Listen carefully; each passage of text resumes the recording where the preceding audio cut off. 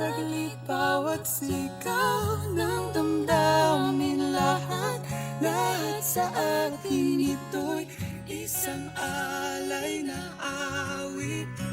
Bawat tintig ng puso, daloy ng luha, bawat bakla at bawat saglit, bawat sigaw ng damdamin, lahat sa akin ito'y isang alay na awit. Ang pag-ibig ko sa'yo,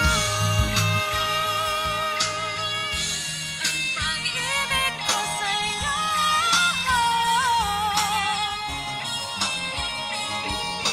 Alay, bawat tubig, bawat tigil, sa'yo.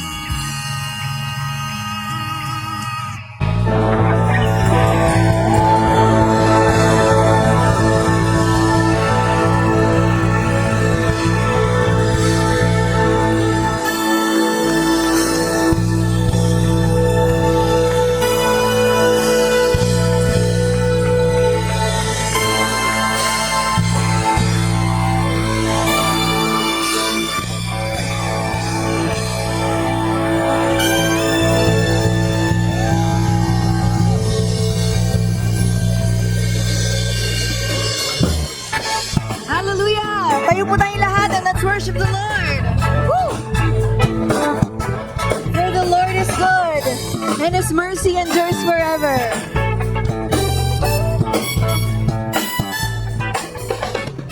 Enter His gates with thanksgiving, into His courts with praise, into His presence rejoicing, singing great and mighty is His name.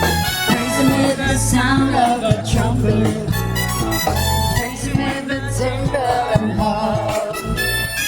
Let every creature in heaven lift its sound of praise, sing with all their heart. For the Lord is good, for the Lord is good, for the Lord is good, and His mercy endures forever. Come on, church, let's sing. For the Lord is good, for the Lord is good, For the Lord is good. for the Lord is good, and His mercy endures forever. Amen. Hallelujah. Oh, be lifted high, Jesus. Jesus the Son is exalted, maker of everything. Come now and bow down before Him. Lift your hands in praise, raise your voice to sing. For the Lord is good, for the Lord is good, for the Lord is good, for the Lord is good, and His mercy endures forever. For the Lord is good, for the Lord is good, for the Lord is good, for the Lord is good, for the Lord is good, and His mercy endures forever. Amen. Hallelujah. Come on, church, let's enter His gates with thanksgiving. Enter His gates with thanksgiving, come to His courts with praise. Enter His presence rejoicing, singing great and mighty is His name. Praise Him with the sound of a trumpet, praise Him with timbrel and harp. Let every creature in heaven lift its sound of praise, sing with all their heart. For the Lord is good, for the Lord is good, for the Lord is good, and His mercy endures forever. Amen. For the Lord is good, for the Lord is good, for the Lord is good, for the Lord is good, for the Lord is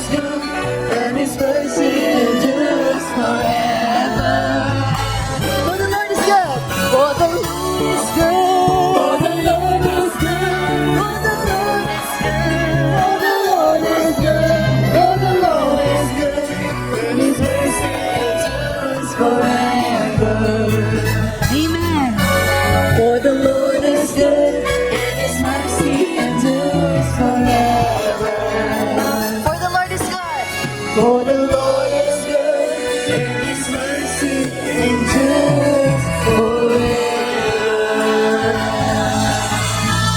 Hallelujah. Amen. Amen. Sino po sa atin dito ang nakaranas na ng goodness ng Panginoon? Say hallelujah. Hallelujah! Amen. Napakabuti po ng ating Diyos. Sino po dito ang nakarating dito ng matiwasay sa kahabagan po ng Panginoon? Amen. Lahat po tayo ay nandito because God is good.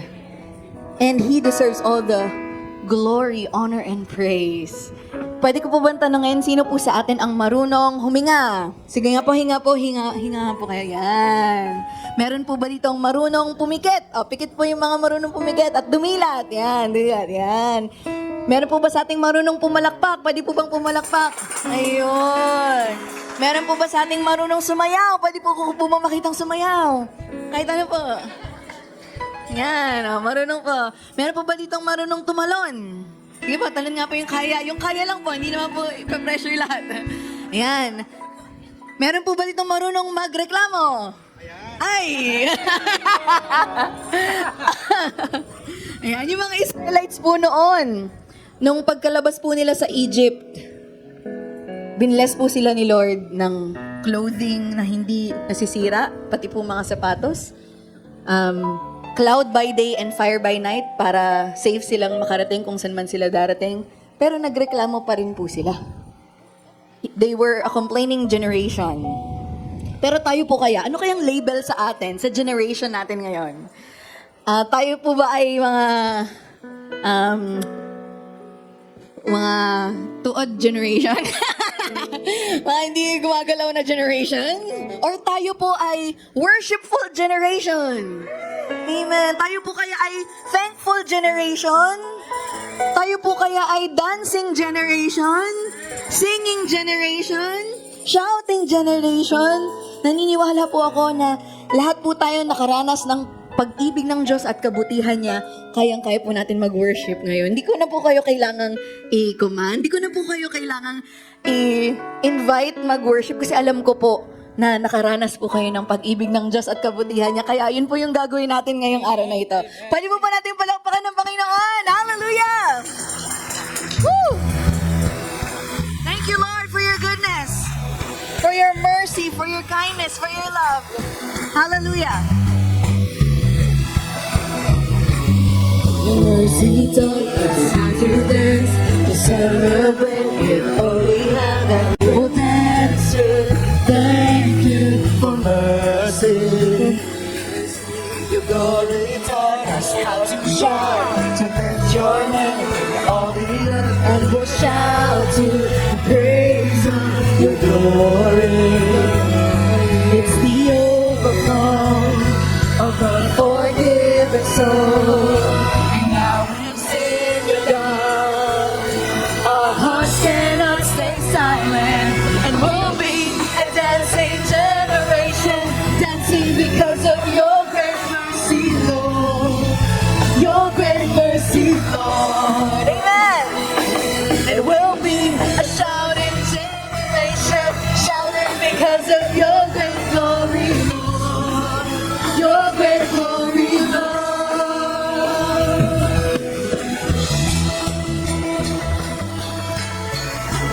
Hallelujah!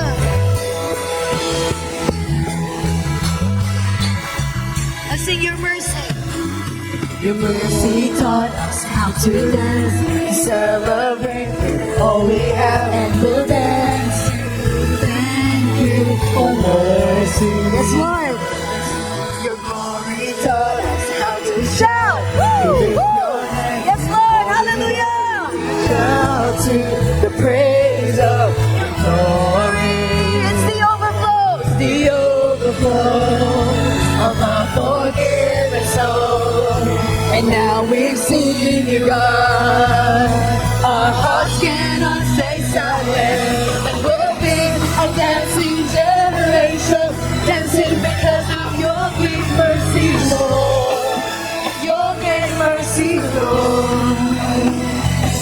And we'll be a shouting generation, shouting because of your great glory, Lord. Your great glory, Lord. Amen. And we'll be a dancing. And we'll be a dancing generation, dancing because of your great mercy, Lord. Your great mercy, Lord. And we'll be a shouting generation, shouting because of your great glory, Lord. Amen. Yes, Lord. Your great glory, Lord. Hallelujah! Woo! Purihin po natin ang Panginoon! We are a praising generation, a worshipful generation! Hallelujah! I want to scream it out from every mountaintop. Your goodness knows no bounds. Your goodness never stops. Your mercy follows me. Your kindness fills my life.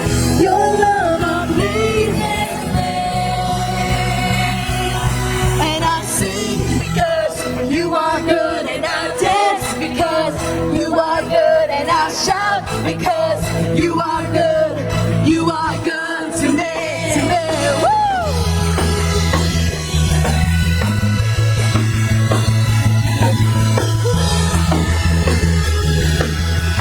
I want to scream it out! I want to scream it out from every mountaintop. Your goodness knows no bounds. Your goodness never stops. Your mercy follows me. Your kindness fills my life. Your love amazes me. Amen. Woo! And I sing because you are good, and I dance because you are good, and I shout because you are good. You are good to me. And I sing because you are good, and I dance because you are good, and I shout because you are good. You are good to me. Amen! Tatanungin ko po kayo ulit, sino po dito ang marunong pumalakpak? Sino po dito ang marunong sumayaw? Sayaw nga ba? Sino po dito ang marunong sumigaw? Say hallelujah! Hallelujah! Say hallelujah! Hallelujah! Say hallelujah! Hallelujah! Napakabuti po ng ating Panginoon. His kindness fills our life. His mercy follows us wherever we go. Amen. Napakabuti po ng Diyos, and we cannot contain. We cannot contain. Mapapasigaw po talaga tayo sa kabutihan ng Diyos. So church, ano pong gagawin natin ngayon? I'll sing because you are good, and I'll dance because you are good, and I'll shout because you are good. You are good. Isa pa mo. I'll sing because you are good, and I'll dance because you are good, and I'll shout because you are good. You are good to me. Woo! And I sing because you are good, and I'll dance because you are good, and I'll shout because you are good. You are good to me. And I sing because you are good. Amen. Because you are good, and I'll shout because you are good. You are good to me. And with a cry of praise, my heart will proclaim. You are good. You are good. In the sun or rain, my life celebrates. You are good. You are good. Some of us high away. My heart will proclaim. Say you are good. You are good. Awitan natin ang Panginoon. You are good. Just sing to the Lord. Sing to the Lord. My life celebrates. You are good. You are good. Isa pa po, with a cry. And with a cry of praise, my heart will proclaim. Say you are good. You are good. You are good. In the sun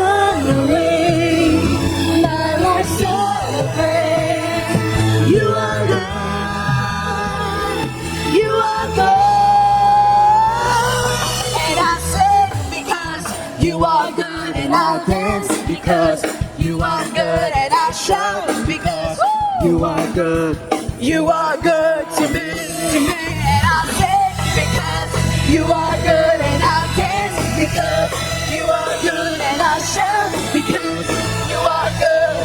You are good to me, and I'll sing because you are good, and I'll dance because you are good, and I'll shout because you are good. You are good to me. Good, you're good, Lord. Purihin ka, Panginoon! You are good! So good. You are good! Amen! Yes, Lord! Hallelujah! You are good all the time. And all the time, you are good. Yan po yung katotohanan mula sa salita po ng Diyos. Hindi lang po natin yan chismis, kundi po, it's the truth. God is good all the time. Yes. And He is the same yesterday, and today, and forever. Hallelujah! Hallelujah! So let's continue to just worship the Lord. Thank Him. Pasalamatan po natin siya. Purihin natin siya sa kanyang kabutihan, kaluwalhatian, katapatan. Hallelujah. We worship you, Lord. We worship you, Lord.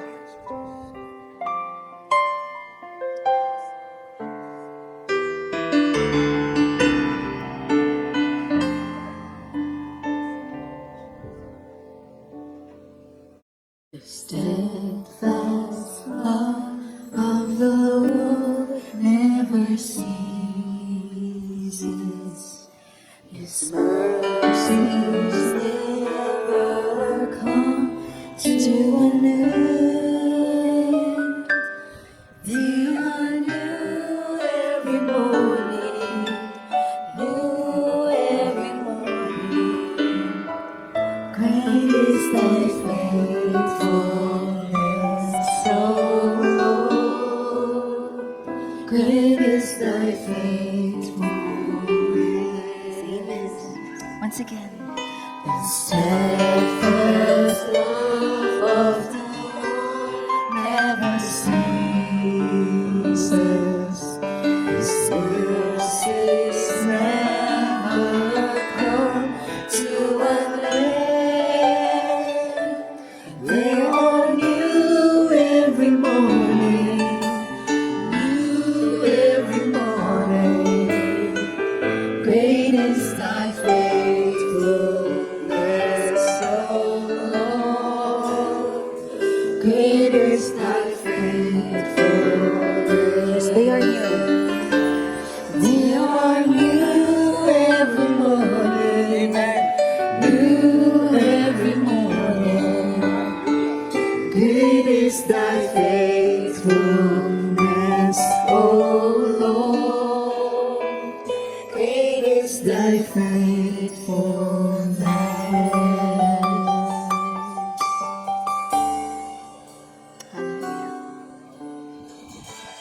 At your feet I bow. There is none like you. All that I have found, all I want is you. For all the wonders you do, and all that you are. What can I bring to you? I offer my heart.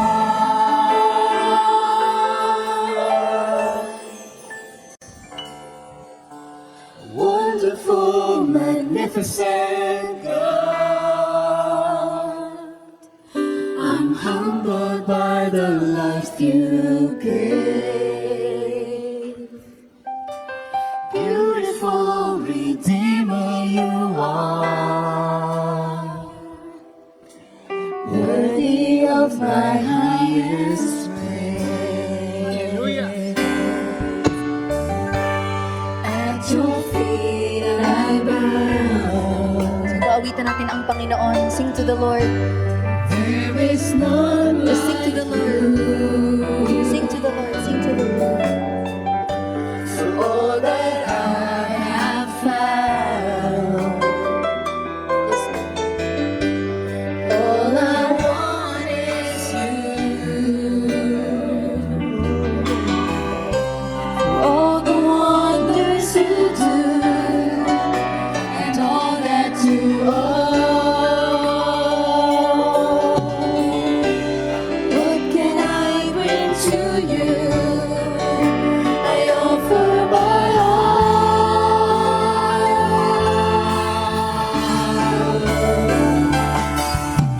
Wonderful, magnificent God, I'm humbled by the life you gave. Beautiful Redeemer you are,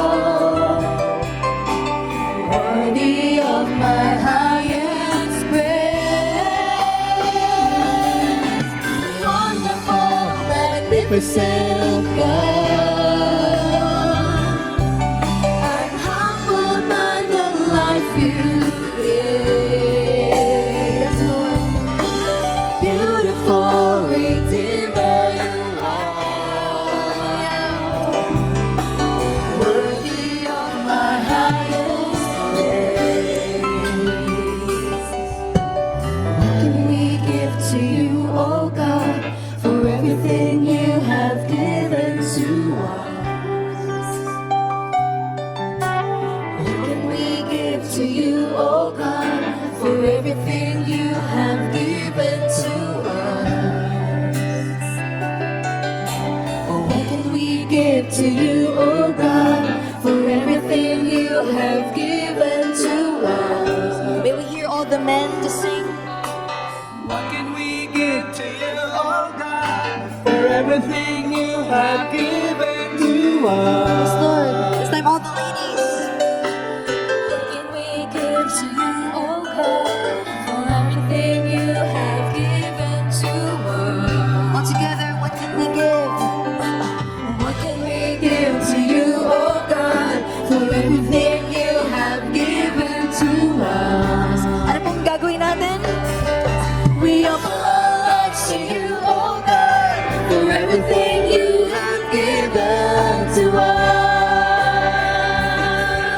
We offer our lives to you, oh God, for everything you have given to us.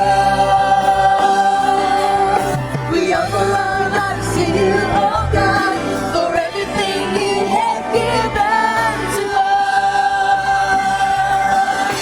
We offer our lives to you, oh God, for everything you have given to us.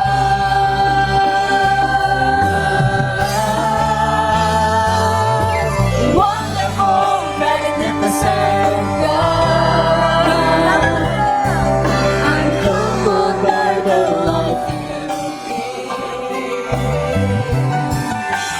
Beautiful Redeemer you are, worthy of the highest praise. Wonderful, magnificent God, I'm humbled by the life you gave. Beautiful Redeemer you are, worthy of the highest praise. Wonderful, magnificent God, I'm humbled by the life you gave. Lord, beautiful Redeemer you are, worthy of my highest praise. Again. Wonderful, magnificent God,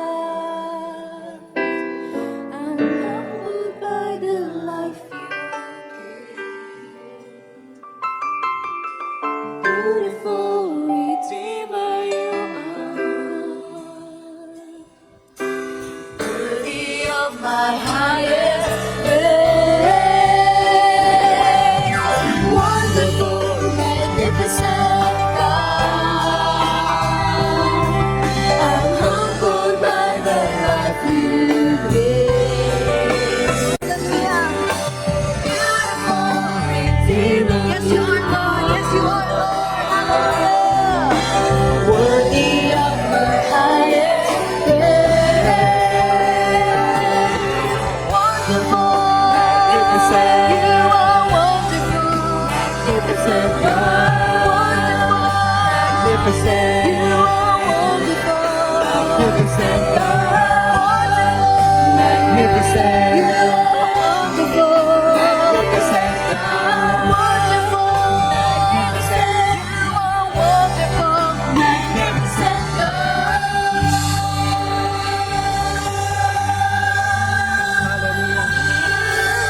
Hallelujah. Hallelujah. We love you! We love you! Hallelujah.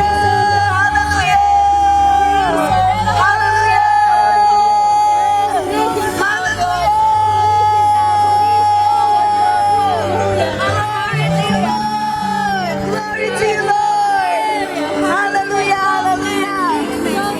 Wonderful, wonderful God! Hallelujah! Glory, glory, glory! What can we give to a wonderful and magnificent God Hallelujah. but to give Him thanks? Salamat, Panginoon. Salamat, napakabuti mo sa amin. Salamat, Panginoon, hindi ka nagbabago, Panginoon. Salamat dahil laging may kapatawaran, Panginoon, sa inyong harapan. Salamat, Panginoon, dahil nandirito ka, ipinaparanas mo ang pag-ibig mo sa amin, Panginoon. We thank you, God. You are marvelous. You are wonderful. You are magnificent, God. Salamat, salamat, salamat, Panginoon. Muli kami nandirito, Panginoon, nagkakaisa, sama-sama, Panginoon, upang dakilain ka. Tunay kang mabuti, tunay kang dakila, tunay kang matapat, Panginoon, sa bawat isa sa amin. And we thank you, Panginoon, sa ginagawa mo sa buhay namin. Kung meron mang katagumpayan, dahil sa iyo yan, Panginoon. Kung meron mang kaming pinagdaraanan, alam namin, Panginoon, na kasama ka namin sa bawat tuwina. Nasaan man kami, Panginoon, anumang sitwasyon ng buhay namin, napakabuti mo, Panginoon. Napakabuti mo sa amin. Thank you, God. Thank you. Thank you, Jesus. Muli namin, Panginoon, idinudulog ang aming gawain. Banal na presensya mo ang manguna sa aming kalagitnaan, Panginoon. Sa bawat awitan, sa bawat salita na aming maririnig, sa bawat part ng program, Panginoon, mangusap ka sa bawat isa sa amin, Panginoon. Touch us, O God. Touch our lives. Change our minds, Panginoon. Renew our minds. Change our hearts. Give us transformation. Give us changed lives, Panginoon.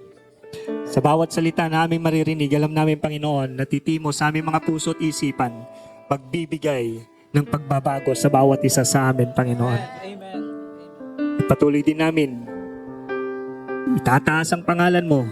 Ibibigay ang lahat ng kaluwalhatian dahil napakabuti mo, Panginoon. Sa bawat araw na pinagdaanan namin for this week, we thank you, God.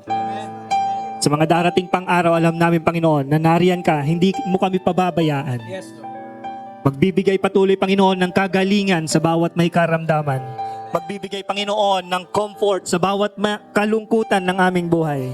Magbibigay kapayapaan, Panginoon, kung meron mang gumugulo sa aming mga isipan. Magbibigay ng provisyon sa lahat ng mga pangangailangan. Ikaw ang Diyos na mabuti, Ikaw ang aming Diyos na dakila, at ang lahat lang ng papuri at pasasalamat ay ibabalik namin sa pangalan ni Jesus. Amen and amen. Hallelujah. Praise the Lord. Pwede po ba tayong magkamayan po muna? Makipagkilala naman kayo sa kahit 3 bago po para pakilala nyo naman po yung iba sa atin. Napakarami po natin ngayon. Full pack po tayo. Bago po kayo maupo, yan. Just greet one another po.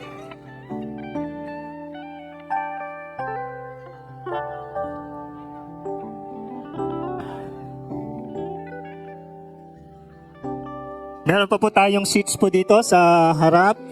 Dito rin po sa aking right side. Yan. Yan. Meron din po dito sa left side. Marami pa pong upuan dito sa left side. Yan. At dito po, meron pa po dito sa side na ito. Yan.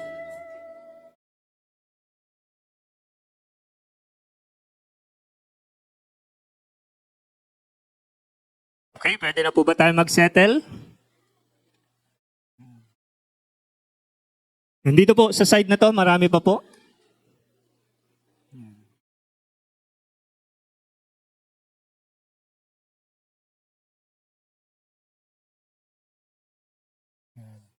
Ayan po natin yung mga late po ay sa may bandang likod na lang po sila.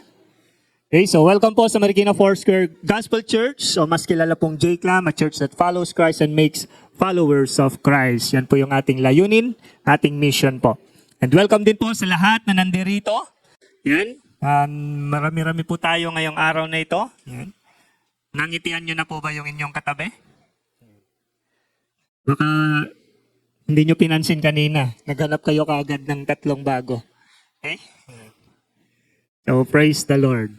Welcome din po sa ating mga bisita. Meron po ba tayong first time na dumalo po sa ating gawain? Pakitaas na po ang kamay. Yan. Kasama ni Tintin. Welcome po sa inyong pagdalo. Yan. Meron pa po ba? Mga nagdala po, pakitaas na lang yung inyong kamay kung may dinala kayong bisita. Yan. Ganun din po sa ating mga live streamers. Welcome po sa araw na ito sa inyong pakikinig at welcome din po sa lahat ng mga bisita po dyan sa ating live stream. Kung first time nyo pong manood, makarinig po dito sa JCLAM or sa Marikina Foursquare Gospel Church, pakitype lang po dyan, I am new here, para makausap po namin, makamusta rin po kayo. Okay? So again, welcome po sa bawat isa and magandang umaga. Para po sa ating mga announcements, kanina po ay nagkaroon ng ating mga usual na gawain po ng adult men and adult women, ang kapihan at tea time. Yan. Nakakatuwa po dahil meron po silang mga topics na pinag-uusapan at ina-apply agad nila sa kanilang mga sari-sariling buhay. Okay? So, attend po tayo. Kung second service, attend po kayo. Attend lang po kayo ng 9:30. Sama po kayo, mga kalalakihan. Dito lang po sa ground floor. Mga kababaihan din, nasa ground floor na rin po sila. Okay? So, tea time at kapihan. And this month of September po, dahil nga medyo maulan, ginawa na po muna nating OPC ang lahat ng Wednesdays po. Okay? So, online prayer cell every Wednesday at 6:30 p.m. Open nyo lang po sa Marikina Foursquare Gospel Church.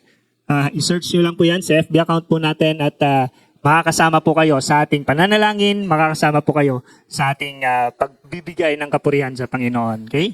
So, every Wednesday po yan. Nakakatuwa po dahil yung topic po, ay yung series po natin ngayon ay force majeure doon sa OPC. Kaya, sige po, attend lang po kayo. Yan. Delubyo, yung pinag-uusapan last week. Ano kaya this coming Wednesday? Okay? So, OPC, Wednesday at 6:30. Yan. Meron pong gawain ng ating mga youth. Mga youth and teens. Yan. The struggle is really real. Yan. Yung struggle po nila ang gumising ng maaga kapag Sunday. Amen? Kaya yan po yung magiging topic nila. Mamaya na po yan, right after ng service. So, lahat ng kabataan, pwede rin kayong mag-invite ng inyong mga kaklase, kaibigan na hindi nyo nakakasama dito at makasama ninyo dito sa ating Salt and Light. Yan. Meron pa po ba? Yan. Luksang Kalatas sa family po ni Rainmark Kyle Padilla Puod. Yan. Isa po siya sa ating page 208 beneficiary. At sa September 11 po ang kanyang interment. Wednesday ba to? Wednesday. At ang last night po niya ay sa Tuesday. So kung meron po kayong time, punta lang po tayo doon sa bahay, sa may multipurpose po. Sa may Bulelak. Yan. Okay? So, kung kakilala nyo po yung family po nila, pwede nyo rin po iabot ang inyong condolences at tulong sa kanila po. FBC, open na po ang ating extension this coming September 21.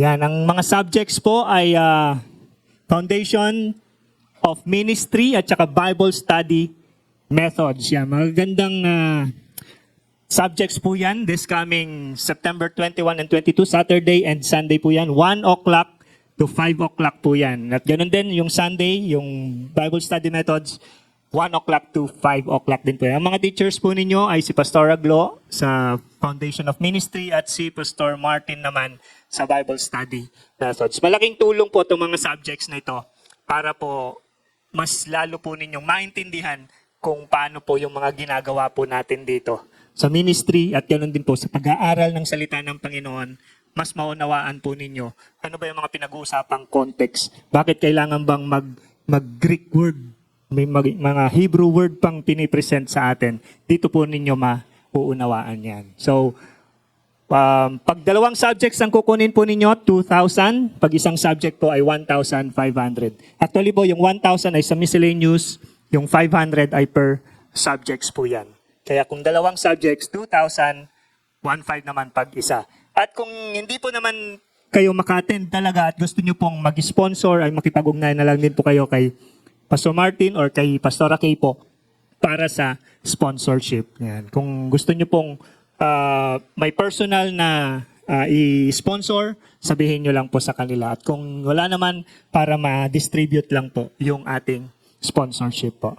Okay, so yun po yung ating mga announcement. Toddlers din po ng JCLAM CS, open na rin po. Pwede rin po kayong mag-invite mga 3 years old, 4 years old, makipag-ugnayan na lang po kay Teacher Rochelle or kay Teacher Ayuth. Okay, yan po yung ating mga announcements and good day po.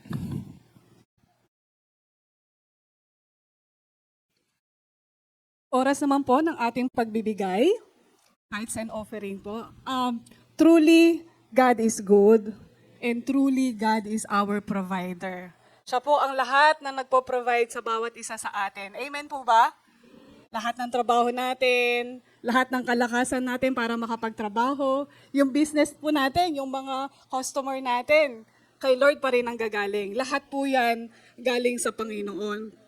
And God knows your need. Alam po ng Panginoon yung pangangailangan ng bawat isa sa atin. Kung sino pong pinaka nakakaalam kung ano ang need mo, hindi po asawa mo, hindi po boss mo, hindi po yung trabaho mo o pamilya mo. Si Lord po, alam niya po yung need mo. God is merciful. And kung ano yung need mo, God can provide. Wag po tayo magduda na, Lord, hindi mo ibibigay yung mga need ko. God will always provide because God is a merciful God. Okay po, i-ready po natin ang ating mga tithes and offering. May mga envelopes po dyan. Sinasuggest po namin na isulat nyo po yung mga names nyo. Isulat nyo po yung amount. Yan. Kasi pinagpa-pray po natin lahat ng mga nagbibigay po sa atin. Kaya tinatawagan ko po ang ating mga deacons and deaconesses. Thank you, Lord. Tayo pong lahat ay manalangin. Salamat, Panginoon, dahil meron kaming Diyos na mahabagin, na nakakikita ng aming mga sitwasyon. Lord, alam po namin, Panginoon, na you will provide all our needs. Kung meron man kaming pinagdadaanan ngayon financially, Panginoon, financial problems, nakikita mo po ito, Panginoon, and hindi ka po magkukulang, hindi ka nagkukulang. Ikaw po ang napakabuting Diyos, napakayamang Diyos na kayang mag-provide sa lahat ng mga pangangailangan namin. Kaya Lord, help us to truly obey, Panginoon, through tithes and offering, Panginoon. And lahat pong itong iaalay po namin sa iyo, Panginoon, nang may kagalakan sa aming mga puso, na nagtitiwala kami, Lord, na ipoprovide mo lahat ng aming pangangailangan. I-accept mo nga po ito, Panginoon, ng bawat offering namin at magsilbi pong sa ikakalago po ng iyong kingdom, Panginoon. We just give you all the praises and all the glory as we give our tithes and offering to you, Lord. In Jesus' name we pray. Amen. Amen.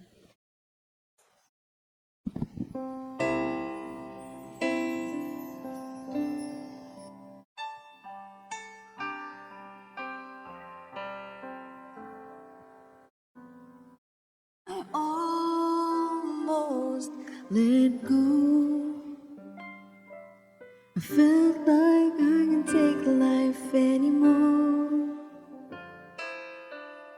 Problems had me bound, depression weighed me down, but God held me close, so I wouldn't let go. God's mercy kept me, so I wouldn't let go. I almost gave up. I was right at the edge of a breakthrough, but couldn't see it. The devil really had me, but Jesus came and grabbed me, and he held me close, so I wouldn't let go.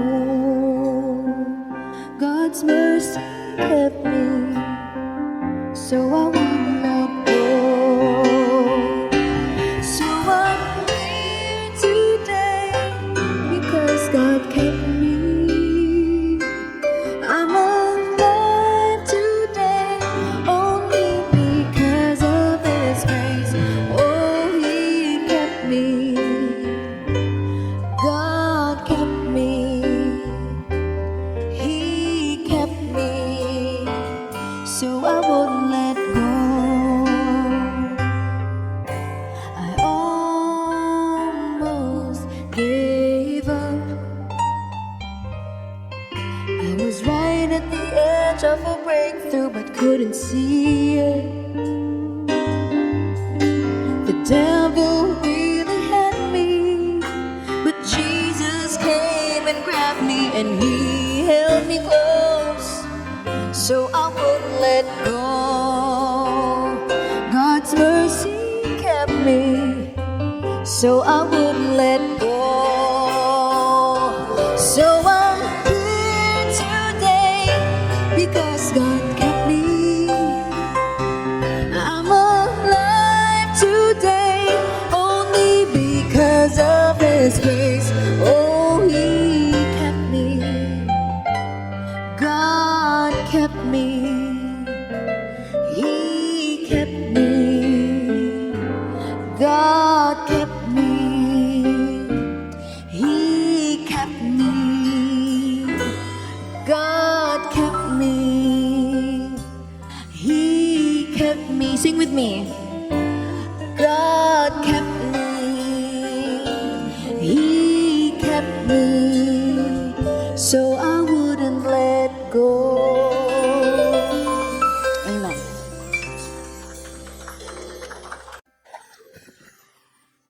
Amen. Thank you po. Thank you po WLT for that very beautiful song po. Alam niyo po, yung kanta po yan ay sinulat po nung composer na yan nung time po na parang, alam niyo po yung nasa brink na siya na gusto niya po niyang magpakamatay. Amen. So, doon na po siya sa brink po nung part ng buhay niya na gusto niya pong, ano tawag dito, gusto niya tapusin lahat. Pero binigyan po siya ng song ng Panginoon na during that moment mismo na gusto niya nang bawiin yung buhay niya, God revealed to him that God is merciful po sa buhay niya. And it is His mercy na nag-kept po, kaya po siya nagpatuloy. Pag napanood niyo po yan sa YouTube, kaya po siya nagpatuloy hanggang sa nagkaroon po ng encouragement yung song na yon. Is dahil po, hindi dahil po sa kanyang ginawa, hindi po dahil sa kanyang kayang gawin, hindi po dahil sa kanyang effort, kundi dahil po sa kabutihan ng Panginoon. Dahil po sa mercy ng Panginoon. Amen? Praise God po. Today po, magpag-aaralan po natin, ipagpatuloy po natin. Napakabilis po ng panahon. Ano nga po yung series po natin ngayong buong September? Truly. Amen? Pakisabi nga po sa inyong katabi, truly. Amen. So, ang topic pong pag-uusapan natin is all about God's character. Truly about God's character, na ang character po ng Panginoon ay merciful. Totoo ba na ang talagang character ng Panginoon ay merciful? Amen. Praise God. Alam niyo po, yun po, sige po, next. Yung title po ng kanta na kinanta kanina, ng worship team po natin, ay I Almost Let Go. Yun po yung testimony niya. And sometimes po sa buhay po natin, and for us, the reason why sometimes we cannot move forward sa buhay po natin, ay dahil meron po tayong mga na-miss na opportunity. Di ba? Na parang sinisisi po natin yung sarili natin, kaya hindi ako successful ngayon, kaya mahirap yung situation ko ngayon kasi meron akong mga pinakawalan ng mga opportunities before, meron akong ginawa. Kaya ako nandito ngayon. And also ito, yung mga kasalanan natin from our families. No, nagkasala tayo sa ating pamilya, kaya hindi po tayo makamove forward, nakakapag-reconcile po sa kanila dahil nagkamali po tayo. Tama? And then, meron din tayong mga kasalanan na parang tingin po natin yung gusto po ng Panginoon para sa atin, hindi natin maabot dahil nagkamali po tayo. Amen po ba? Meron po tayong mga ganong thinking, and sometimes because nahihirapan po tayong pumunta sa next level ng faith din po natin, next level ng walk natin sa Panginoon, because we don't know, nakagaya pala dun sa composer, God is merciful doon po sa pagkakamali ninyo. Gaano pa ka-messed up yung ginawa ninyo from the past? Gaano pa kapangit yung past ninyo? Gaano pa hindi ma-explain yung past ninyo? God is merciful sa buhay ninyo. And it is God's mercy na magbibigay po sa atin ng kalakasan para mag-move forward. Ang galing po, no? Hindi based on our own effort, kundi based po sa mercy ng Panginoon para sa atin. Amen? Amen. So kaya nga po ngayon, it is our hearts po na pag-aralan po natin na ang karakter ng Panginoon, yung karakter po ng Panginoon, siya po ay merciful. Na ang heart, the Father's heart of mercy and grace po sa buhay po natin. At yung patuloy po natin pag-aaralan ngayon that truly He is merciful sa buhay po natin. Amen po? Amen. So, tandaan niyo po, good works ay maganda. Tama? Maganda pong merong good works. Pero sa totoo lang po, ang good works doesn't impress God. Dahil ang sabi po sa Isaiah chapter 64 verse 6, yung righteousness po natin ay para lang pong filthy rags sa harap ng Panginoon. Amen? So, tama ba na kahit, sa totoo lang, kahit gumawa ka ng tama, kahit mag-charity works ka, magbigay ka ng maraming pera, magligtas ka ng, kung halimbawang magligtas ka ng tao, hindi ibig sabihin na mapupunta ka sa langit. Tama po? I mean, good works is good works. Maganda pong merong good works, but it doesn't impress God. Kasi kahit yung good works po natin ay parang wala lang po sa harap ng Panginoon. Parang filthy rags lang po yan sa harap ng Panginoon. Amen. That is why nga po, lahat po sa atin dito, kung iisipin po, lahat po tayo, kahit meron po tayong good works, disqualified po tayo sa harap ng Panginoon dahil makasalanan po tayo. Hindi po kayang pantayan ng good works natin yung pagiging makasalanan po natin sa harap ng Panginoon. But thank God, God is merciful. Amen? God is merciful na kahit po we don't deserve it, He is merciful. Para patawarin po tayo, gawin po tayong karapat-dapat sa harap ng Panginoon. At yun po yung talagang karakter ng Panginoon. Ngayon, meron lang po tayong mga misconception na ganito. No? Pag sinabi po nating misconception, mga maling konsepto patungkol sa Panginoon. Na the more you get closer to God, tama, misconception number 1, maling konsepto pagdating po sa Panginoon, na the more we get closer to God, mas lalo daw po nating makikita how hard ang Panginoon sa sin. For example, na the more you get closer sa ating Panginoon, mas lalo daw po nating makikita, diyan mo makikita na talagang matigas ang Panginoon. Hard talaga ang Panginoon sa sin. Okay? Yan po ay misconception about God. Bakit po? Kasi hindi po totoo yan. Because depends yan kung paano mo titingnan ng Panginoon. Dahil kung titingnan mo ang Panginoon, alam niyo po, kahit in the Old Testament, God is merciful. Now, I am not saying na hindi hard ang Panginoon sa sin. Amen? Hindi ko po sinasabi yon. Ang sinasabi po natin is when you get closer to God, ang makikita mo daw, mas lalo mong makikita ang hard talaga ang Panginoon sa sin. Okay? Kasi ganito po, no? Bakit po sasabihin natin na again po, no, hindi ko po sinasabi na hindi po hard ang Panginoon sa sin. Sa sobrang ayaw po ng Panginoon sa sin, ibinigay niya po ang bugtong na anak niya para pagbayarin para sa kasalanan. Ganun po siya katindi. But when we get closer to God, believe me po, hindi nyo makikita how hard ang Panginoon sa sin, kundi makikita nyo po, the more you get closer to God, the more na mas makikita nyo, God is merciful sa kanyang mga tao. Again, I'm not saying po, hard po ang sin. Yes, it took Him, yung only Son, His beloved Son, para po sa kasalanan. But when you get closer to God, the more you will see, hindi po yung hard to sin, kundi He is merciful. Okay? So ganito po, no? It doesn't take revelation to know that God is against sin. Alam niyo po ba yon? Na hindi niyo kailangan ng isang revelation na ang Panginoon ay magpapunish ng sin. Hindi niyo kailangan ng revelation na merong judgment ang Panginoon sa sin. Bakit? Dahil pag lumabas po kayo dito sa church, pag pumunta kayo dyan sa may South, pumunta kayo dyan sa may Dunkin Donut, kahit po hindi Kristiyano, tanungin ninyo, kung tatanungin nyo sila na, ang Panginoon ba magpapunish ng sin? Sasagutin nyo po nila, yes. Alam po nila na kahit sila po hindi Kristiyano, alam po nila.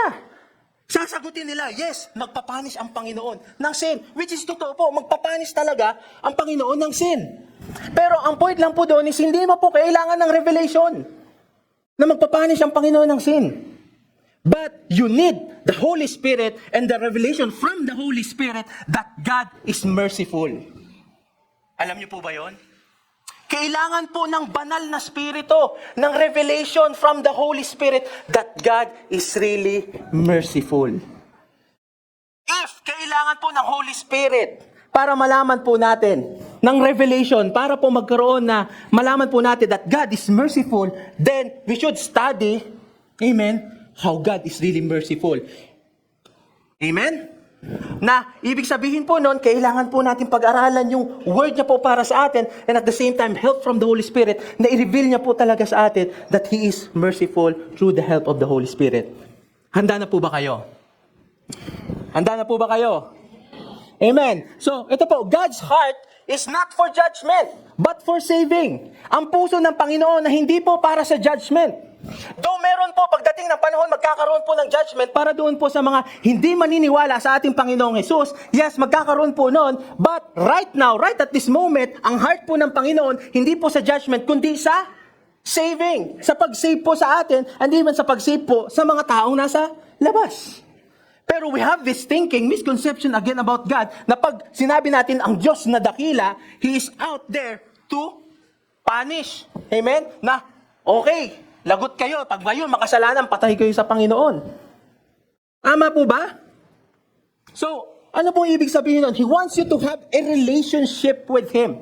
Okay, He is not for judgment. He is for saving, and He wants you to have a relationship with that great God, with our God the Father, a relationship na parang you are at home. Napansin niyo po ba na ito, na sa Christian life po natin, nabuhay din po tayo, or nagkaroon po tayo ng time na, or ganito po ba kayo, pag lumalapit po ba kayo sa Panginoon, at nagpe-praise po kayo sa Kanya, or pag naghihingi po kayo ng request sa Kanya, parang after po ng mga 30 seconds, 10 seconds, gusto na pong umalis sa harap ng Panginoon, sa presence ng Panginoon. Yung tipong parang nagmamadali kang umalis sa harap ng Panginoon. Kasi you know that God, no? Okay? God is holy. Oo, sobrang holy ng Panginoon. And we should fear Him. Pero wala yung parang, yung at home na relationship, na parang gusto mong umalis ka agad sa presence ng Panginoon. Tama? Na-experience po natin yan. It means meron po tayong misconception about the mercy of our God. Because God wants to save you. God wants to show you that He is merciful. Siya ay merong habag para sa iyo. Amen po ba? Amen. So consider po natin ito, no? Consider po natin, sino po nakakaalala ng kwento ni Abraham tsaka si Sodom at Gomorrah? Okay? Yung kwento po ni Abraham at tsaka ni Sodom and Gomorrah. Pag ito pong story na to ay sinishare usually sa pulpit, ang palagi pong na-highlight po dito ay dahil merong kasalanan, okay? Sinira ng Panginoon ng Sodom and Gomorrah. Tama? Yun yung highlight, tama? Kasi totoo naman po yun, sobrang wicked ng city na yun. Okay? Lahat na po ng kasalanan, nandun, even actually yung mga, hindi mo ma-imagine ng mga kasalanan during that time, ay nandoon po sa city na yun, at kaya dinestroy po yun ng Panginoon. Yun po yung highlight na nakikita natin. Tama ba? Pero alam nyo po ba na yung pagwasak ng Sodom and Gomorrah ay ending na po yun ng story na yun? Pag binalikan nyo po yung start ng story ng Sodom, bago magkaroon ng destruction ng Sodom and Gomorrah, makikita nyo po doon yung mercy ng Panginoon. And this is the time na need po natin yung revelation ng Holy Spirit. Na, di ba pinanis ng Panginoon yung Sodom and Gomorrah dahil sa kasalanan? Paano naging merciful ang Panginoon doon sa Sodom and Gomorrah. Dito po. Okay? I pray for the Holy Spirit that He will open your eyes na makita nyo po ito. Okay? Kasi alam nyo po ba na bago po magkaroon ng destruction yung Sodom and Gomorrah, binigyan po ng Panginoon si Abraham ng moment to negotiate. Tama? Ang sabi po ni Abraham sa ating Panginoon, Lord, kung meron akong makitang 100 na tao, will you spare this city? Ang sabi po ng Panginoon, pag may nakita akong 100 na righteous na tao, sige, hindi ko wawasakin. Amen? Sabi po again ni Abraham, Lord, sorry, pwede ba akong lumapit ulit? What if makakita ako ng 50 na righteous na tao? Sisirain mo ba ang Sodom and Gomorrah? Sabi niya, for the sake of 50, I will not destroy Sodom and this city. Sabi ulit ni Abraham, magaling na negosyador to. 45. Sabi ng Panginoon, sige, hindi ko i-spare ko ang Sodom and Gomorrah para lang sa 45. 45, 30, 35, 30, 25, 20, 15. Sabi ni Abraham, Lord, pag may nakita akong 15, okay? Pag may nakita akong 15, Lord, will you spare this city? Sabi ng Panginoon, pag may nakita akong 15 na tao, i-spare ko itong city na to. Humirit ulit si Abraham. From 100, pinaka-last nego niya, Lord! Siguro iniisip niya dito yung mga kamag-anak niya na nandoon sa Sodom and Gomorrah, no? Na, ang sabi niya, Lord, pag may nakita akong 10 tao na righteous, will you spare this city, the destruction of this city? Sabi ng Panginoon, if meron akong makitang 10 tao, I will spare yung city na to sa destruction. Now, question. If God is really into judgment, bakit pa niya bibigyan ng pagkakataon si Abraham na makipag-negotiate? Eh di sana, kung talagang hindi siya merciful, eh di sana sinira na lang niya yun. Tama ba? If God is not merciful, wala na sanang ganong conversation. But again, God's heart is not for judgment. Biruin nyo sa last negotiation, for the sake lang ng 10 tao, compared doon sa wicked city. For example, no, sa buong Metro Manila.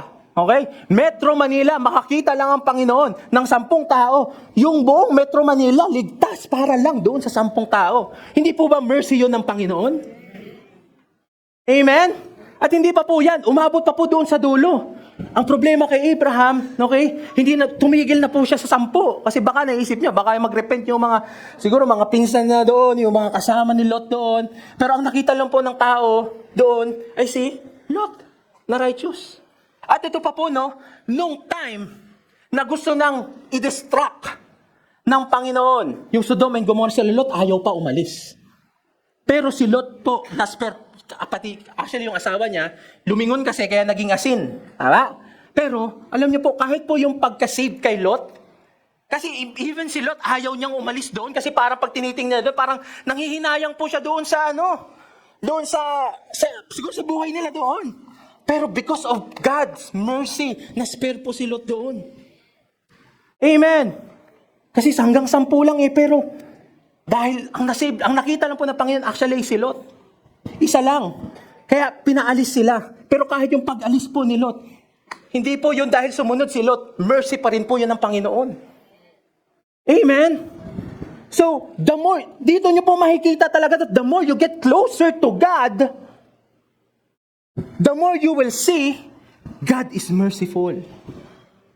Amen po ba? Praise God. So dito po sa Psalm 103 verse 6 to 9, basahin po natin ito. The Lord executes righteousness and justice for all who are oppressed. He made known His ways to Moses, His acts to the children of Israel. Gusto po nating i-highlight ito, no? Because we want to know God more. His character, being merciful. At meron po tayong tinatawag na God's ways. Okay? At meron po tayong God's acts. Okay? God's ways and God's acts. Ang sabi po dyan, the Lord made known His ways to Moses, His acts to the children of Israel. For example po, ganito. Ang ways po, alam po ni Moses kung ano yung rason. Bakit niya ginagawa ito sa Israel? Yung ways niya, bakit? For example po, doon sa, hindi po, nauuhaw po sila. Okay, alam ni Moses na kaya gusto ng Panginoon nang bigyan sila ng tubig ay dahil meron siyang compassion para sa kanya. Ay sa mga Israelites. Amen? Naintindihan niyo po? Then nakita po ng Israelites yung axe, yung mismong paglabas ng tubig. Naalala niyo po yun? Nagigets niyo po ba?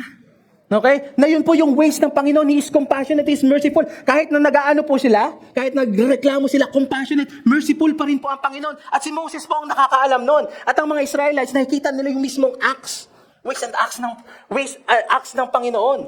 Si Moses po, nakikita niya po lahat, the reason behind bakit. Because He is merciful. Ito po, no, ways are the reason behind what we do. Acts are the visible form of what we do. To put it in a mas simpler form pa po, no, para maintindihan nyo. Okay? Ngayon po, nakikita nyo po yung acts of preaching ko. Nakikita nyo yung acts. But, yung asawa ko po, he knows my ways, how I prepare for this acts. Nakuha nyo po? Na pag nagpe-prepare, hindi lang ito basta kukuha ka ng verse, tapos kukunin mo, tapos ipipreach mo na lang. No, she knows kung gaano katagal mo aaralin yan, kung gaano katagal ipapag-pray yan, she knows yung ways ko kung how to prepare. Pero kayo po, nakikita niyo po yung acts. Nakuha niyo po ba? Amen. At ang Panginoon po, meron po siyang ways and acts po para sa atin. Yung way, yung acts niya po sa atin, para sa ating Panginoong Hesus, yung ibinigay niya. Pero yung ways niya po is yung compassion because He is merciful po sa buhay po natin. And now, let us dig in po dito sa verse na ito na, again po, next, ways are the reasons behind what we do. Acts are the visible form of what we do. Okay, ito po, no, the Lord's ways are what produces His acts. Yung ways niya po, ayun po nagpo-produce ng acts ng Panginoon. But it is also His ways that transforms us. Yung ways po ng Panginoon ang nagtatransform sa atin. For example, no, meron kang ni-request sa Panginoon na provision. Okay? Hindi ka mababago, hindi ka matatransform dahil na-receive mo yung mismong acts, yung provision na yon. Matatransform ka, magre-repent ka doon sa goodness ng Panginoon. Paano niya ibinigay yon sa'yo? Nakuha niyo po ba? Nagigets niyo? Okay? So, ganun po yon. So, eto po, sa New Testament, marami pong Pharisees ang nakakita ng acts ng ating Panginoon. Pero, kahit nakita nila na may pinagaling, meron pong pinagaling ang Panginoon, meron pong pinatawad ang Panginoon, ang dami pong hinil ng ating Panginoon, hindi po sila hindi po sila nabago, hindi sila na-transform. Pero yung mga disciples, alam nila kung bakit. Alam nila yung ways ng Panginoon. Bakit niya ginagawa yung mga ganon? Kasi He is compassionate. He is merciful po doon sa mga outcast na tao. Nakuha niyo po ba? Okay? So, they were not transformed because they didn't know His ways. The disciples, however, saw His ways of compassion for the brokenhearted and the outcast. At ito pa po, no, kahit na nakita na po ng mga Pharisees yung mga acts ng ating Panginoon, instead na mag-rejoice po sila, nagalit pa nga po sila. Kasi sobrang po nila sa law. Bakit ka nagpapagaling ng Sabado? Okay? Bakit ka nagpapagaling ng Sabat? Bawal yan sa law. Hindi yan pwede, dapat wala tayong gagawin. Bawal kang lumapit sa mga makasalanan. Bawal kang lumapit sa mga leper. Nagagalit po sila. Pero dahil yung ways po ng Panginoon, ways of mercy, ways of grace po, yun po yung gusto niyang ibigay. Alam po yun ng mga disciples. Nakukuha niyo po ba? Kung nakuha niyo po, magsabi po kayong amen. Amen. Praise God. So, eto po, no, alamin po natin yung ways and acts ng Panginoon. At ang sabi po doon sa Psalm 103, okay, verse 8, the Lord is merciful and gracious. Tingnan po dyan sa screen. The Lord's ways, okay, ay He is merciful and gracious. Meron pong pagkakaiba ang pagiging merciful sa pagiging gracious. Okay? Ang pagiging merciful po ay ganito. We deserve to be punished. Dahil tayo po ay makasalanan. Tama? Tama? But God is merciful that even though we deserve to be punished, God is merciful. He spare us. Pinatakas niya po tayo doon sa punishment because He is merciful. Tama po ba? And ano po yung pagiging gracious ng Panginoon? We don't deserve to be blessed. Amen? Because we are sinners, we are wicked, but because of God's grace, we have been pardoned. Naging merciful po ang Panginoon sa atin. Now, yung grace naman po ng Panginoon is, even though we don't deserve to be blessed, even though we don't deserve to be saved, ibinigay po sa atin yun ng Panginoon freely.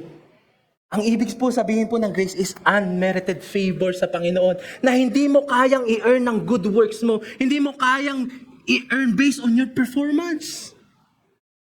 Amen po ba? So, praise God. God, His ways is mercy and grace.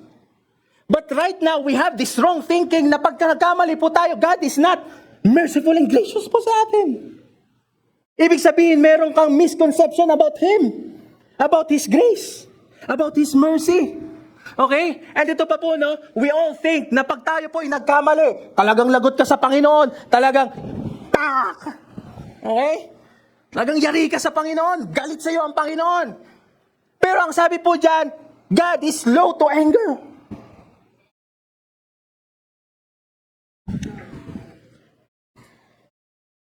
Lahat po naniniwala na God is slow to anger, sumigaw po ng praise the Lord.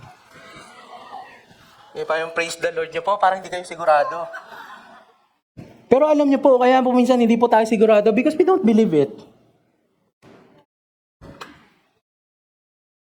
Amen? Ito po, i-share ko po ito sa inyo. Hindi po ito sinare sa first service kanina. Parang ganito po yan. Ang grace at mercy ng Panginoon ay parang araw. Yung faith and belief po natin na ang grace ng Panginoon, na God is merciful and gracious, ay para pong bintana. Amen? Eh, makinig po kayong mabuti. It doesn't mean na kung ganito kalaki ang bintana mo, hindi ibig sabihin, God is not gracious and merciful. Nakuha mo? Kahit hindi ka maniwala that God is gracious and merciful, God is gracious and merciful. Ang faith natin right now, that is why you are hearing this message because we want you na yung bintana of faith mo lumaki ng lumaki hanggang makita mo na, oo nga, suminag sa'yo sa buhay mo na yung araw, yung grace, mercy and grace ng Panginoon ay totoo. It takes faith.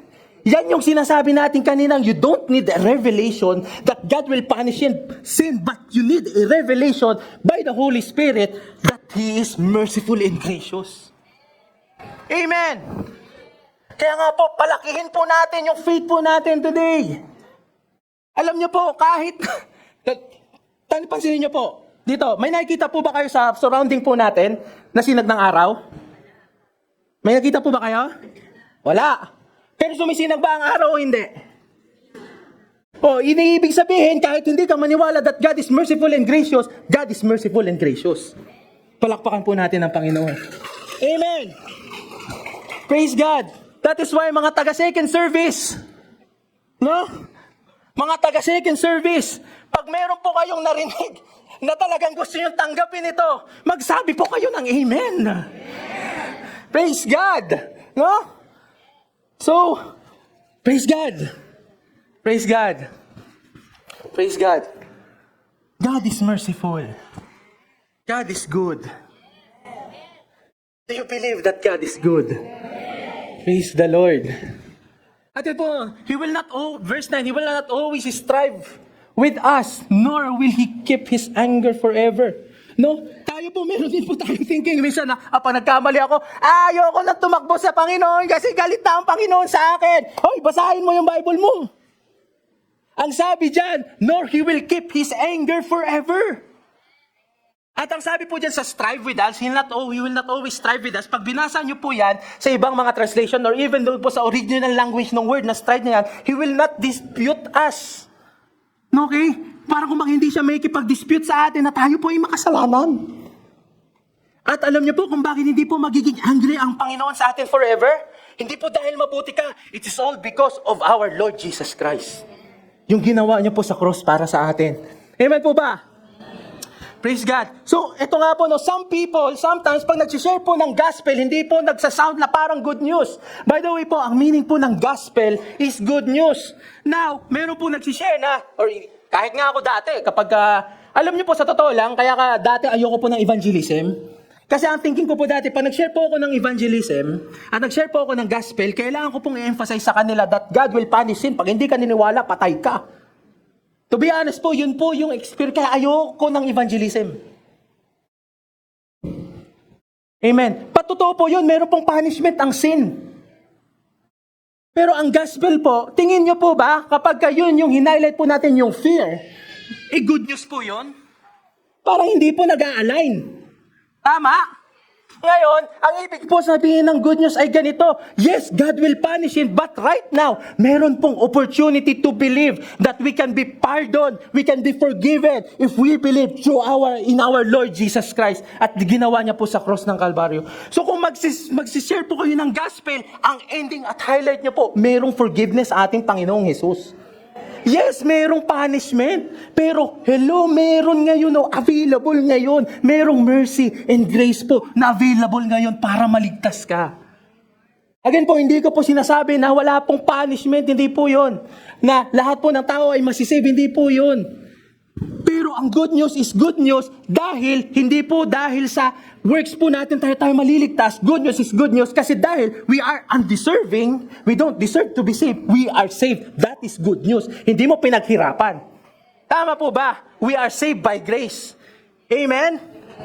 Amen. So, praise God po. God is not like us. No? Tayo po, pag nakanti lang po tayo ng konti, gagawin na rin. Ay, sorry. Sorry, nadala lang po ng emosyon. Okay, so parang ano po, no? Pag nakanti lang tayo, tayo galit din. Praise God po, ang Panginoon, hindi ganun. Pag nagkamali po tayo, He is slow to anger. Amen? Praise God. And yung ways po natin, no? Pag ang Panginoon, pag tayo po minsan nagbibigay, sa mga kaibigan po natin, no, meron po nagbibigay tayo na, bibigay ko na to. Pero, yung ano ko talaga, parang samahan ng ugali mo. Okay? Yung parang hindi wholehearted na ibibigay mo sa Kanya. Pero alam nyo po, nagbigay po ang Panginoon sa atin dahil mahal na mahal niya tayo. Praise God, hindi po tayo pareho ng ways na ating Panginoon. God is super superior and super merciful and super gracious. Amen po ba? Praise God, palakpakan po natin ang Panginoon. And another po, misconception about God. Maling konsepto about sa ating Panginoon. Narinig nyo na po ba yung verse na for my thoughts are not your thoughts and my ways are not your ways? Familiar sa inyo? And most of the time, ginagamit po ito na parang ganito. No? Na, kaya mag-ingat kayo sa Panginoon dahil pag kayo nagkamali, pag kayo nagkasala, patay kayo sa Panginoon. Tama? For His thoughts are not your thoughts, His ways are not your ways. Tama? Ngayon, minsan din, hindi lang basta ganyan, yung sa pag-portray kung sino po ang Panginoon, that God is out for judgment for you. Kaya parang kaya mag-ingat ka, no? Kasi pagka nagkamali ka talaga sa harap ng Panginoon, lagot ka, for His thoughts are not your thoughts. Kaya mag-ingat ka talaga. And also, minsan po, ginagamit din itong verse na to sa mga missed opportunities. For example, no? Meron kang pinagpipray sa Panginoon. Tapos, hindi nangyari yung pinagpipray mo sa Panginoon. So, parang ngayon, syempre, nalungkot ka. Classic example po, may nakita po ako kagabi after po mag-prepare.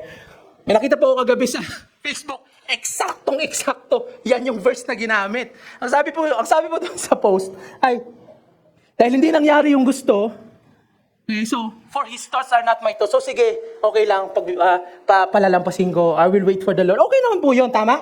Wala pong mali doon. Tama, okay naman yun. Pero let us see, ano po ba talaga yung tinutukoy nitong His thoughts are not our thoughts and His ways are not our ways. So in order for us to understand ano po ito, okay, kailangan po natin tingnan ano yung konteksto. Ano yung context, bakit sinabi ito ng Panginoon. Yung rason, bakit yung thoughts niya, hindi po thoughts natin. So sabi din po sa verse 9, heavens are higher than the earth. So are my ways are higher than your ways. Though my thoughts and my thoughts than your thoughts. Okay? So paano ba natin maintindihan yan? Context. Sa interpretation ng Bible. Tingnan po natin ano yung verses bago po sinabi yan ng Panginoon. Sa verse 6, Isaiah 55 verse 6. Ito po yung sabi niyan. Seek the Lord while He may be found. Call upon Him while He is near. Verse 7. Kanina po, verse 8 yung binasa po natin. Let the wicked forsake his way and the unrighteous man his thoughts. Let him return to the Lord, and He will have mercy on him, and to our God, for He will abundantly pardon. And then sinabi niya po, for my thoughts, because my thoughts are not your thoughts, neither your ways are not your ways. Ano pong ibig sabihin yon? Tumutukoy po yan sa patungkol sa kahabagan ng Panginoon at mercy ng Panginoon. Ano ibig sabihin po? Meron po tayong iniisip minsan na, ay, sobrang sama talaga nitong ano ko, itong mother-in-law ko. Di po masamang mother-in-law ko, okay? Sobrang sama po ng parents ko, okay? Sobrang sama ng anak ko, hindi na talaga to magbabago. Ay, sobrang ano na talaga to, wala na talagang pag-asa to. Ang tinutukoy po dyan ni a prophet Isaiah, okay, na kahit gaano pa ka-weak, sabi po dyan, verse 7, pwede pa kayo pabilik po yung sa verse 7? Ayun no, and the unrighteous man, yung kahit gaano pa ka-unrighteous yung tao, God can not just pardon him, but abundantly pardon him. Na parang kumbaga, kahit gaano pa kasama yung tao na yan, kayang patawarin ng Panginoon yan, kayang baguhin ng Panginoon yan. Because we think, limited yung isip po natin. Akala natin hanggang dito lang. Well, praise God, our thoughts are not His thoughts. Kayang baguhin ng Panginoon kahit sino ang lumapit sa Kanya. Regardless of his past, regardless of family background, regardless kung ano po yung nagawa niyang mali, God can change that person. Hindi po natin kayang makonfine yung mercy ng Panginoon, for His thoughts are not our thoughts. Ibig sabihin, nagko-confirm po yan. Ang tinutukoy po dyan, hindi po talaga natin kayang maarok yung mercy and grace ng ating Panginoon. Naintindihan niyo po ba? Amen? Ayan o. In this context, the thoughts are not our thoughts, but about His mercy. Mercy so great that even the wicked can be pardoned. We think na hindi na talaga magbabago yun, but praise God, kayang baguhin ng Panginoon. Kaya kung meron kang parents, meron kang anak na gusto mong nilalapit sa Panginoon, huwag kang titigil ipanalangin. Amen. Finish the race by looking sa ating Panginoong Jesus. He is faithful. God can change that person. God can save that person. Amen po ba? Parang walang way. Lord, parang brother na wala talagang way na para mangyari talagang magbabago ito. Darating ito sa Panginoon. Praise God. Your thoughts are not the Lord's thoughts. Maraming ways ang Panginoon.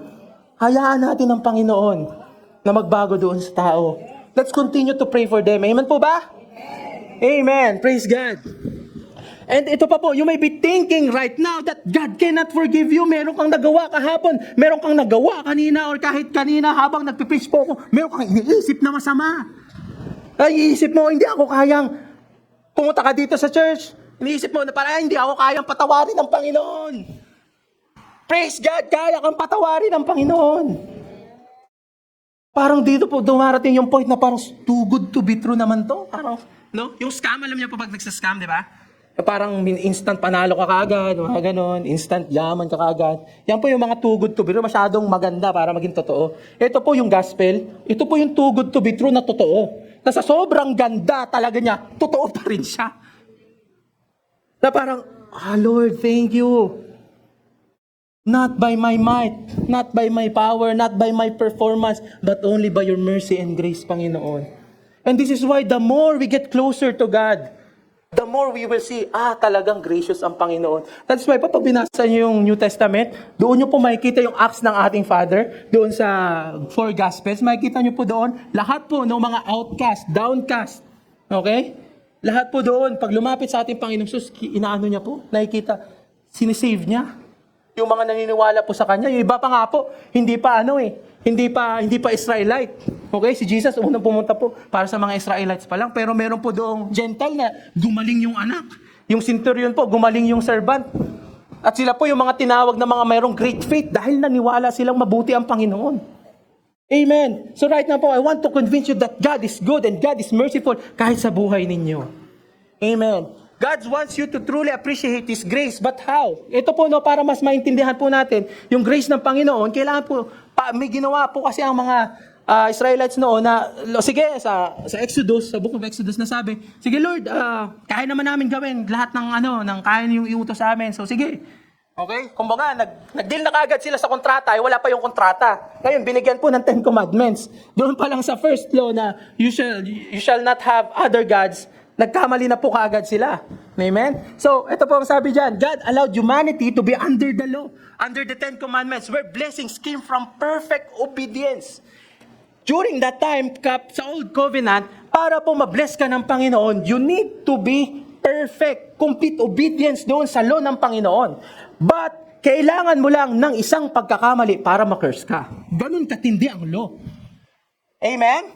So, ganito. Ang sabi po dyan, the law condemns even the best of us, grace justifies the worst of us. During the Old Covenant, kahit po yung mga kilala po nating man of faith, si David, si Samson, si Solomon, si Samuel, si Joshua, alam nyo po ba, lahat po yan sila nag-fail, nagkasala?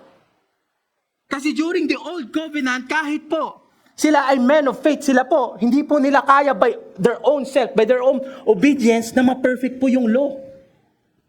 Ganun po katindi. Hindi bendable yung law.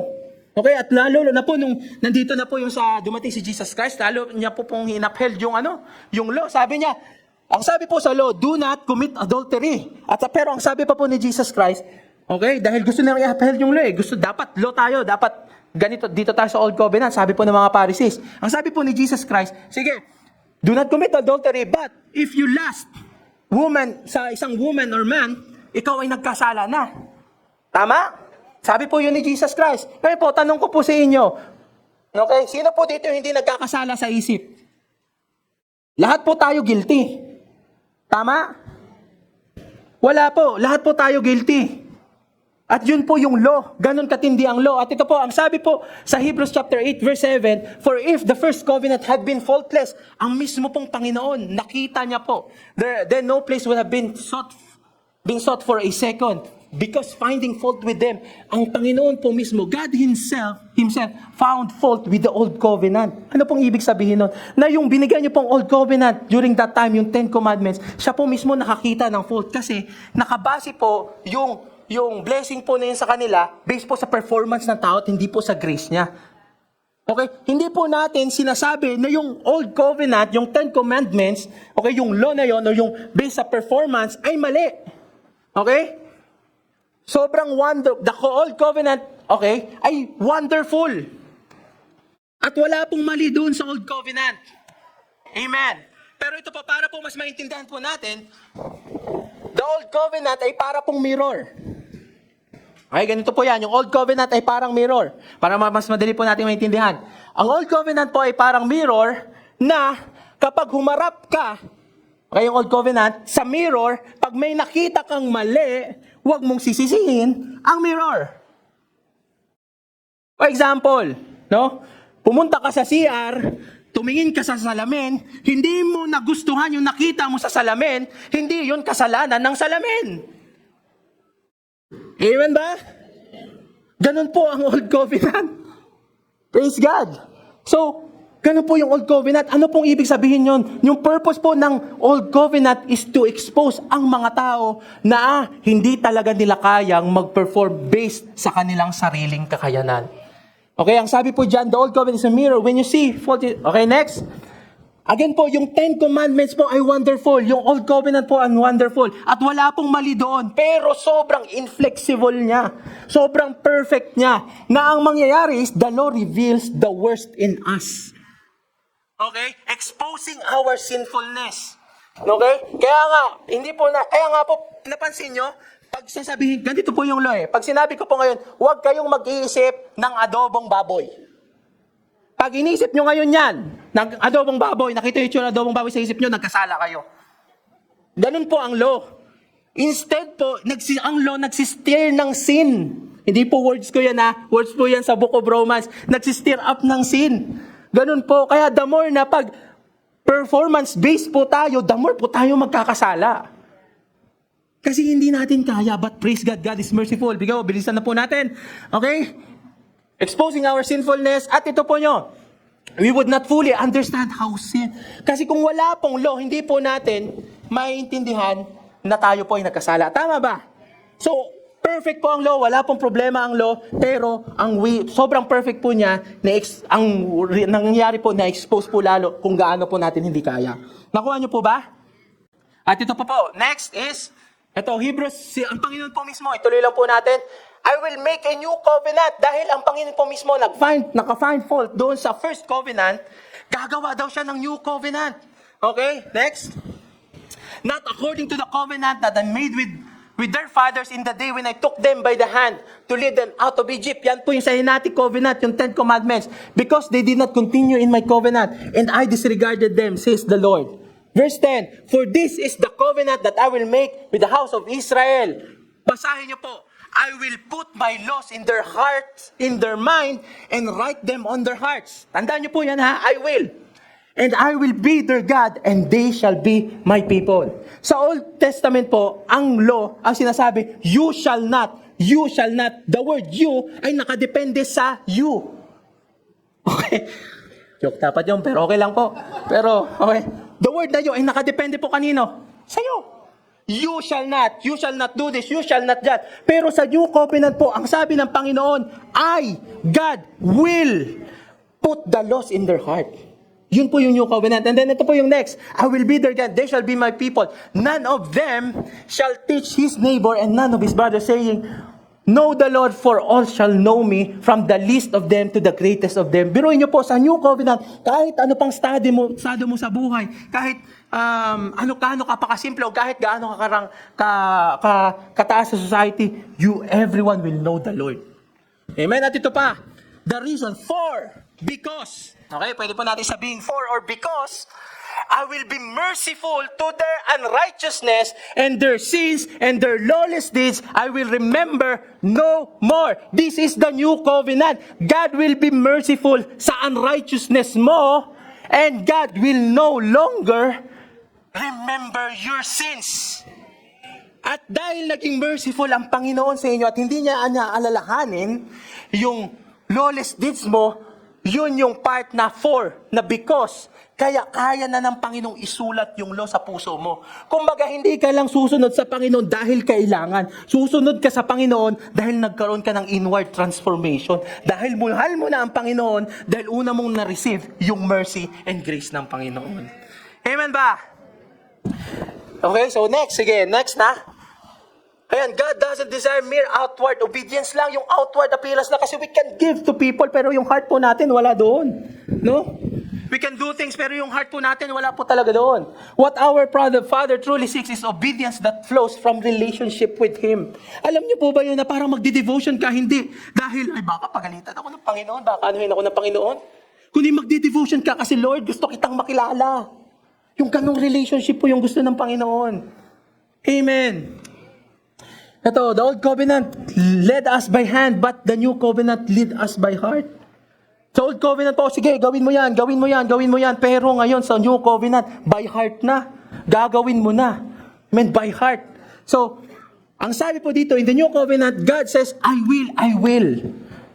Sinabi niya po yan kanina, lahat po, I will. Siya po ang gagawa. Our part is to believe that He will really do it. Amen po ba? Okay, sige, next. For all shall know me, anyone who is in Christ. Alam niyo po, pag kayo po ay nasa ating Panginoong Jesus, pwede niyo pong mas makilala ang Panginoon at makilala niyo po yung mercy and grace ng ating Panginoon. Bakit? For I will be merciful to their unrighteousness and their sins I will remember no more. Sige, next. The new covenant is very different from the old. Sobrang magkaiba po kasi nakabase yun sa performance ng tao. Dito, nakabase na sa grasya ng Panginoon para sa atin. At po, ibig sabihin po niya, dahil sa new covenant, Lord na ang gagawa, naging soft ba ang Panginoon sa kasalanan? No. Why? Because God did not go soft on sin.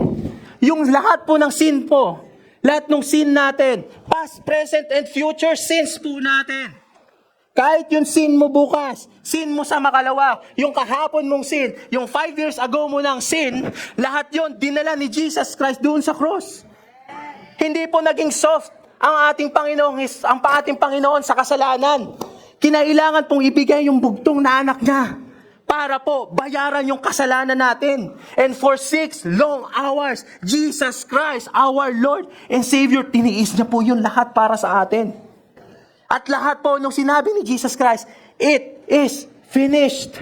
Lahat ng kasalanan mo, past, present, and future, pinatawad na ng Panginoon. Amen. Palakpakan po natin ng Panginoon. Pinatawad ng Panginoon. That is the reason why sa New Covenant, God says, I will remember your sins no more dahil pinanish niya na yon sa katawan ng ating Panginoong Jesus. That is mercy and that is grace. We don't deserve it. We deserve hell. We deserve punishment. But God is merciful. Tinanggal niya yon sa pamamagitan ni Jesus Christ. Hindi natin right now, hindi natin deserve na ma-bless ng ating Panginoon. But God can bless us because God sees us righteous. Dahil kanino? Pwede bang palakpakan natin ang ating Panginoong Jesus? Praise God.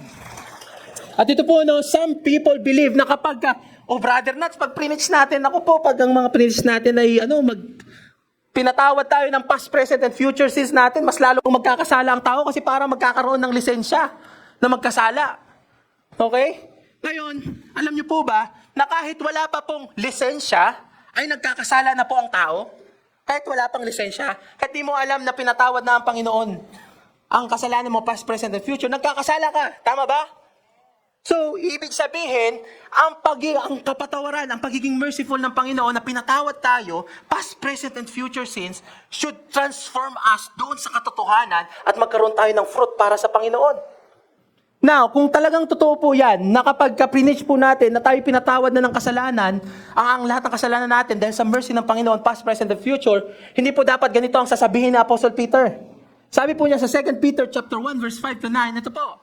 Kasi pagka preach na natin yan ngayon, pagka magkakaroon na ng kasala, hindi na tayo magkakaroon ng fruit. Di magkakasala at magkakasala na lang tayo. Hindi tayo magkakaroon ng fruit ng righteousness. Okay? So ito po, nasabi po ni Apostle Peter, but also for this very reason, giving all diligence, add to your faith virtue, virtue to knowledge, and to knowledge self-control. Fruit of the Spirit po ba yan? Self-control? To self-control, perseverance, patience. Fruit of the Spirit po ba yan? To perseverance, godliness. To godliness, brotherly kindness. To brotherly kindness, love. For these things are yours and abound, and you will be neither barren nor unfruitful in the knowledge of our Lord Jesus Christ. Sino po magsasabi na yan po yung mga fruit of the Spirit? Magsabi po ng amen. Mabinasa po natin. At ito po yung sinabi ng Apostle Paul. The reason why, pag kayo ay naglalak ng mga ganitong bagay, ito yung rason. For he who lacks these things, kung sino daw yung may lack ng self-control, perseverance, love, kindness, are short-sighted even to blindness and has forgotten that he was cleansed from all his old sins. Ibig sabihin, pag ang buhay po natin as a Christian, hindi po tayo nagiging fruitful, ibig sabihin, nakalimutan natin, ay pinatawad na po tayo ng Panginoon. Kasi yung fruit po natin, yung good works po natin, hindi po yan yung way to salvation. Okay, hindi po yun yung way of salvation. When you believe that you have been forgiven, you will produce the fruit of good works. The fruit of good works. Fruit. Good works are the fruit of your salvation, not the root of your salvation. Yun po yung sinasabi natin kanina na yung out of love, out of heart. No? Isipin niyo po, the Lord is merciful po sa buhay natin. Ano pong magiging response po natin? Talagang magkakasala pa rin ba tayo? Mas magiging grateful po tayo na, Lord, thank you, I have that opportunity to be blessed. Not because of my works, but because of your goodness sa buhay ko. Amen po ba? Amen. Sige po, next, skip na po tayo doon sa dahil magta-time na. Sige, ito, dalanan po natin. Okay lang po ba? Dalanan po natin ito saglit. Okay, for by one man's offering, He has perfected forever those who are being sanctified. Ito po, tricky. Perfected na forever, but for those who are being sanctified, tayo po yan. We have been perfected forever. Pag tayo po naniniwala sa ating Panginoong Hesus, we have been perfected forever. But right now, habang nandito po tayo sa mundo, we are being sanctified. We are changing from glory to glory. But pag nag-change po tayo, hindi dahil masisave tayo. Nag-change po tayo dahil saved na tayo. Nakuha niyo po? Now, question ko po sa inyo. Based po dun sa verse na yon, ilang sacrifice daw yung kailangan gawin? Pakibalik nga po, nakalimutan agad. Okay? Ilang sacrifice po based doon? Sa verse na yon? Ilan? Isang sacrifice lang. Sige. Next. Do you think God is satisfied doon sa sacrifice ni Jesus Christ sa cross? Next. Do you think you need to add another sacrifice doon sa ginawa ni Jesus Christ? And how long you have been perfected? How long? How long? Pakibalik nga po ulit doon sa verse. Forever. Pakibalik po ulit doon sa next. Okay, sige, patras mo muna konti. Nakuha niyo po? Wala na po tayong kayang i-add doon sa perfect sacrifice ni Jesus Christ. All we need to do right now is to receive His goodness and then we will perform that righteousness na ibinigay po sa atin ng ating Panginoon. Amen po ba? Okay, what about chastisement? Anong ibig sabihin po niyan? Hindi po ibig sabihin na pag Christian po tayo at pag patuloy po tayo nagkakasala, wala pong godly discipline. Aba, meron pa rin pong godly discipline. For the young people, no? If you are practicing, premarital sex, or kahit sa mga hindi pa kasal, okay, merong consequence yan. Amen? Amen? May consequence yan. Kung ikaw ay nandaraya, may consequence yan. Hindi ibig sabihin na pag Christian tayo, of course, hindi ibig sabihin perfect na tayo. We will still have struggles. We will have kailangan pa rin po natin ng godly discipline para po tayo mag-change from glory to glory. At di po ibig sabihin that God is merciful at patuloy po tayo magkakasala, okay, ay talagang wala pong may consequence pa rin po yan. Pero hindi po yan dahil nagkakaroon tayo ng mga kahirapan sa buhay. Hindi po yan dahil binigay po ng Panginoon. Meron po kasing iniisip na pag may nagbigay na po ng godly discipline ng Panginoon, bibigyan ka ng sakit, bibigyan ka ng aksidente. Ang Lord ang nag-reason bakit meron kang sakit ng ganyan. Ang Lord ang reason bakit ka na aksidente. Ako po personally, hindi po ako naniniwala sa ganun. Kasi kung ang Panginoon ang magbibigay sa inyo ng sakit mismo, ibig sabihin nun, anong ibig sabihin na by His stripes we are healed? Parang conflict. Tama? Pag ang Panginoon pong magbibigay po sa atin ng aksidente, paano po yung Psalm 91? That we are protected. 1,000 may fall at my side, 10,000 at my right side. Nothing can come near me. Tama?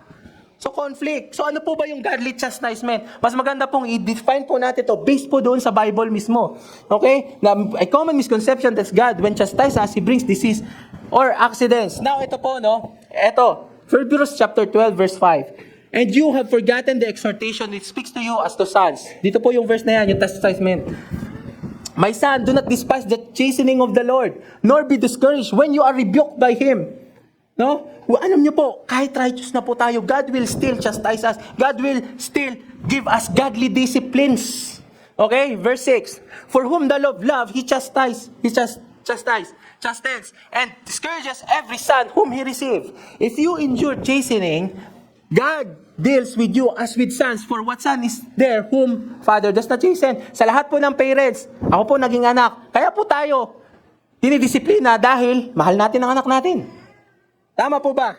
At ganun din po tayo sa Panginoon. Dinidisiplina po tayo ng Panginoon. And to me po, God will allow missed opportunities. God will allow, mga paulit-ulit na sorrows. Okay? Pero tingnan po muna natin na to. Ano po ba yung context? Ano po ba yung chastisement na tinutukoy po dito? Okay? So for example, ito po, sabi po, para mas maintindihan natin, okay? Kaya po humahaba yung message kasi gusto natin, makita natin yung context ng words eh. Okay? So therefore also, sabi po sa verse 1, since we are surrounded by so great cloud of witnesses, let us lay aside every weight and sin which so easily ensnare us, and let us run with endurance the race that is set before us, looking unto Jesus, the author and finisher of our faith, who for the joy that was set before Him endured the cross, despising the shame, and has sat down at the right hand of the throne of God. For consider Him who endured such hostility from sinners against Himself, lest you become weary and discouraged in your soul. Now, ito po yung key verse. Yung binasa po natin kanina, verse 5. Para maintindihan po natin yung godly discipline. Verse 4, you have not yet resisted to bloodshed, striving against sin. Ano pong ibig sabihin yan? Chastisement or godly discipline addresses our battles with our sins. For example, ganito po yan. Ang godly discipline ay ganito. Taking the easy way out. Eto po, no, merong mga ways po na, may mga chances po tayo na, ay, pwede naman na, bayaran na lang natin tong ganitong agency, bayaran ko na lang tao to, kahit na-skip ko na yung process nito, okay lang. Okay? Nakuha niyo po? Pwede, okay, bayaran ko na lang yan, tapos okay na yan. Merong mga ganong instances, pero ito po yung godly discipline, that even though, merong, okay, chances na ganun, we will still seek doon sa tamang proseso. That is godly discipline. Amen? At ito pa po, no? For example, meron kang business. Meron namang ways, okay? Merong ways na, sige, hindi ko nababayaran itong tax na to. Hindi ko na i-declare itong ganito, ganyan. Okay? Pero mga ways na ganoon. But kahit na merong ganong ways, ito po yung godly discipline. Kasi kasalanan yun eh. Godly discipline is still sticking doon po sa gusto at way ng Panginoon. Hindi po doon sa kasalanan. Nakuha niyo po ba? And ito po. Ito po yung isa pa. Yung pagiging unforgiving. No? Pagiging unforgiving na, ay, ayokong patawarin itong taong to. Ito po yung godly discipline. Papatawarin mo yung tao dahil ikaw pinatawad ka na ng Panginoon. Yan po ang godly discipline. At doon po sa mga examples na yan po sinasabi ng verse 4 na hindi tayo abot to the point na magsished po tayo ng blood para po labanan yung mga ganong bagay. Nakuha nyo po? Nakuha nyo?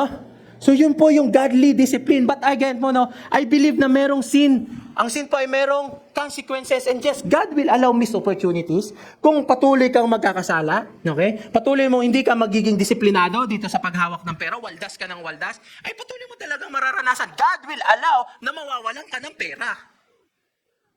That doesn't mean na God is not good. God is still good, but He wants you to have a godly discipline to manage your money well. Amen? So, brother na, okay, pag magkailangan mong mag-tithes, godly discipline po yan. Pag nag-tithes ka, automatic, mapapaisip ka kaagad, naku po, kukulangin ako. Pero, ito po yung godly discipline. Kahit na pag nag-tithes ka, ang godly discipline mo dyan, ang thinking mo doon pa rin sa Panginoon. The Lord will provide. For example, meron kang utang, okay? The godly discipline is this, bayaran mo yung utang mo. Meron kang, dahil babayaran mo yung utang mo, hindi muna ako makakapagbili ng ganitong bagong cellphone, kailangan ko munang magtipid, hindi muna ako mag-grab, kailangan ko munang mag-commute, godly discipline po yan. Tama? Yan po yung godly discipline. Hindi po yan madali. Pero hindi mo kailangan mag-shed ng blood para maging disiplinado sa mga ganyang bagay. At i-apply nyo po yan kung ano yung pinagdaanan nyo ngayon. Yun po yung godly discipline dyan. Amen. At ito pa po, no? Hebrews 11:12 verse 11. Kapag meron po tayong sin, na tuloy-tuloy tayo ganyan, hindi tayo natututo, alam niyo po yung sin experience dito, parang paulit-ulit, no? Paulit-ulit na yung katrabaho ninyo ay palagi kayong inaaway, tapos ikaw din, inaaway mo ako, awayin din kita. Ganun din siya, paulit-ulit, hindi natatapos. Kasi God will allow those things, even nga po, yung sa mga kaaway, okay, ginagawa ng kaaway sa atin, God will allow those things. Why? Because He wants us to have a godly discipline. Godly chastisement. At ito po ang sabi, now, no chastening seems to be joyful and present. Hindi po talaga madali pag tayo po ay nire-rebuke ng Panginoon, no? Na pag sinabihan po tayo, kailangan mo na mag-change ng diet dahil nagkakasakit ka na, hindi po madali yan. Amen? Pero ito pong sabi, but painful, nevertheless, afterward, it yields a peaceable fruit of righteousness to those who have been trained by it. Meron pong mga klase ng tao na pag nararanasan nila yung chastening ng Panginoon, natututo. Pero meron din po tao na kahit naranasan nila ilang taon na yung chastening ng Panginoon, godly discipline ng Panginoon, hindi po natututo. Depende po kasi yan kung gusto mong matuto or hindi. Kaya ang sabi dyan, ng verse na yan, afterward it yields the peaceable fruit of righteousness. Yung hinighlight po dyan is, not everyone na magkakaroon na under godly discipline ay madidisiplina. It depends po to those who have been trained by it. It will depend kung you will be trained by it. And I tell you po, the more you receive the godly discipline, the more you will see God is good, God is gracious, and the more you will see God's blessing po sa buhay ninyo. Maniwala kayo. Amen? So ito po, last na, promise. He has not dealt with us according to our sins, God is not dealing with you according to your sins. Dahil pinanish na yon sa katawan ng ating Panginoong Jesus as we deserve, nor rewarded us with punishment according to our wickedness. Hindi po tayo ipapunish ng Panginoon kahit na naging wicked po tayo. Why? For as the heavens are high above the earth, so great is His loving kindness to those who fear Him and worship Him with awe, filled respect, and deepest reverence. Next, as far as the east is from the west, so far He has removed our transgression from us. The reason why hindi na i-count ng Panginoon yung transgression ninyo, yung wickedness ninyo ngayon, ng wickedness natin, sa atin ngayon, we will not be punished. It's not because ang Panginoon naging malambot sa kasalanan, no. Dahil dinala na in behalf of us. Dinala ng ating Panginoong Jesus lahat ng kasalanan natin at sinacrifice niya yung sarili niya para sa atin, para tayo ay mapatawad. And that is why right now, God is not angry with you. That is why right now, you can be blessed even though you don't deserve to be blessed. Amen. So right now, church, let us continue to believe and start knowing the Lord that He is merciful sa buhay po natin. Amen po ba? Amen po ba? Sige po, pwede po ba tayong yumuko? Amen. Kung ito po ay first time ninyong makarinig nitong gospel nito, that good news that Jesus Christ, through the sacrifice of our Lord Jesus Christ, you can be forgiven. And you want to be a child of God. Gusto mong ma-save from eternal death. Gusto mong ma-save from hell. This is your opportunity para tanggapin ang ating Panginoong Hesus, gawin siyang Diyos na at tagapagligtas. Kung ikaw ito, pwede mo bang itaas yung kamay mo? Amen? This is a once in a life, this is an opportunity for you. Kung ikaw ito, kung hindi mo pa tinatanggap at ginagawang Diyos at tagapagligtas ang ating Panginoong Hesus, pwede mo bang itaas ang iyong kamay? Amen? Praise God. Praise God. Amen. Praise the Lord. So, sa ngayon po tayo po ay mananalangin. Kung ikaw gusto mong tanggapin ang ating Panginoong Hesus, just say this prayer with me at sabay-sabay po nating sabayan sila. Amen. Panginoong Hesus, maraming salamat sa iyong kahabagang loob. Patawarin mo ako sa aking mga kasalanan at tinatanggap kita bilang aking Diyos at tagapagligtas. Tulungan mo po ako na lumago sa pananampalataya kasama ang mga iba pang Christians, Lord. Maraming salamat po dahil ako po ay ginawa ninyong anak at ako po ay meron ng buhay na walang hanggan. Maraming salamat po sa pangalan ni Jesus. Amen. Kung kayo po ay first time nyo pong ipag-pray po ito, pumunta po kayo mamaya doon po sa likod at sabihin nyo lang po doon sa team po natin sa likod na pinag-pray nyo po ito. And we want you po na makasama po namin kayo, mas makilala po natin ang ating Panginoon, ang ating merciful God. Amen? Amen. Thank you, Lord. Sige po, pwede po tayong yumuko ulit. Lord, maraming salamat. Bless these people, O Lord, and may the word po, Panginoon, that has been preached, O Lord God, ay magbuo po sa kanilang puso at mamunga, O Lord. Maraming salamat po. Continue to declare to us and show us how merciful you are. In Jesus' name we pray. Amen. God bless you po. Amen. Thank you.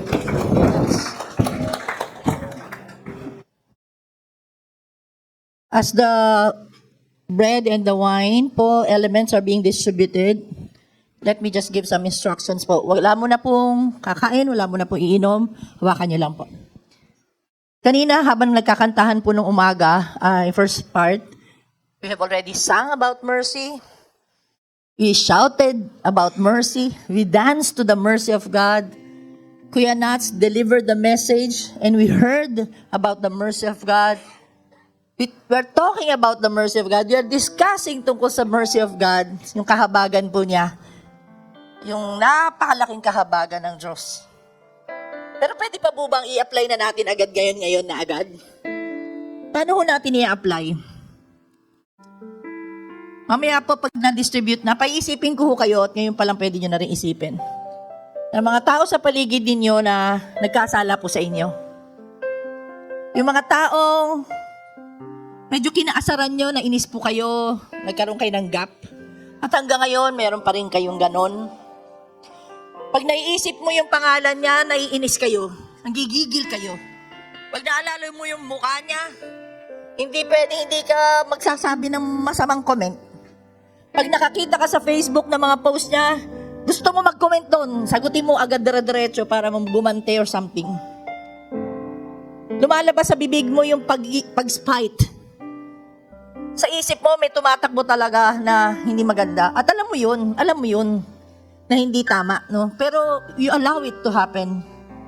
And through the message today, I hope that we are able to listen to it well. And the Spirit prompting you, prompting all of us to release that forgiveness. Because God's mercy is upon that individual. Hindi pwede mas magaling ka pa sa Diyos at mas mataas ka pa sa Diyos. Si Lord yun kaya magpatawad, ako hindi. Aba. Kaya pala, sabi ng Matthew, bago ka tumayo dito, nananalangin ka, mag-worship ka, iwan mo muna. Hingi ka muna ng tawad sa Panginoon. Kasi, magiging kaplastikan yun. It will be hypocrisy before God. Nag-worship ka, pero meron kang hindi pala napapatawad na tao sa iyong buhay. At hindi po yun nakakatuwa sa harap ng Panginoon. Hindi po yun nakakalugod. Kaya sa portion po ito, as we close our eyes, yan. Let's close our eyes. Allow the Spirit to minister to you and show you the faces, whisper to you the names of these people, kasama sa opisina, yung kapitbahay na ang ginugulo mo at ginugulo ka rin. Baka tayo din kasi nakakasakit din sa ibang tao. Kaya nagkaroon ng gap. Sa eskwela ba yan? Kaklase mo? Teacher mo ba yan? Nainis ka? Kasi sabi ikaw daw yung nandadaya, hindi naman ikaw. Kaya galit na galit ka sa kanya. Yung nagsumbong na ikaw yun. Yung nambubuli sa buhay mo. Kaya minsan, sa loob mismo ng tahanan, nagkakagalit-galit. Nagpo-post pa ng lahat ng away-away sa social media. At bilang mag-asawa, alam niyo rin yun. Alam niyo yung pinagdadaanan ninyo at alam ni Lord lahat. But the Lord's message is so strong today. Sinasabi sa atin, mag-release ka na ng pagpapatawad. Kasi pinapatawad ko rin yung kaaway mo at umaaway sa'yo. Kung gusto mong patawarin kita, magpatawad ka. Part of the godly discipline, masakit. Masakit. Pero gagawin mo pa rin. Kasi ayaw mong masaktan si Lord. Ayaw mong madisplease siya. Lalo na mangungumunyon po tayo. Yun po lahat ng ibig sabihin nun. Mangungumunyon po tayo, tapos hindi tama yung ating puso. So habang pinagpe-pray niyo po yung taong yun, hihingi po kayo ng tawad sa Panginoon.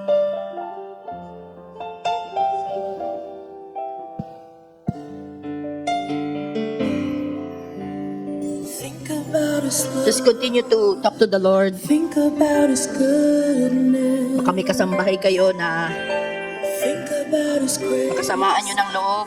Brought us through. Mga partners nyo sa business. For as high as the heavens above, so great is the measure of our Father's Mismo kapatiran dito sa church. Great is the measure of our Father's love. Think about His love. Think about His goodness. Think about His grace that brought us. Thank you, Jesus. For as high as the heavens above, so great is the measure of our Father's love. Great is the measure of our Father's love.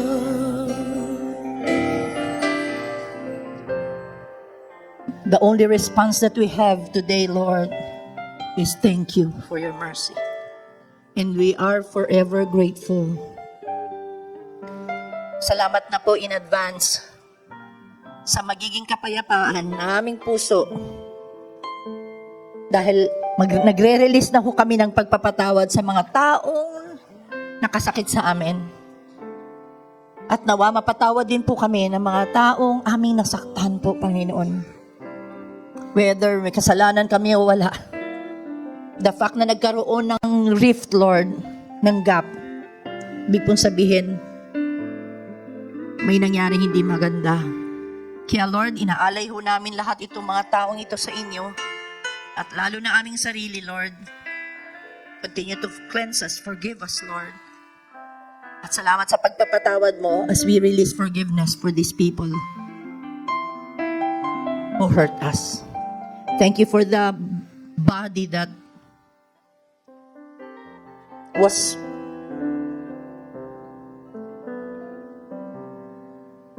who sacrificed, the sacrifice body, nahirapan po talaga ang iyong katawan, Panginoon. Salamat po para po yun exchange para sa mga pains namin.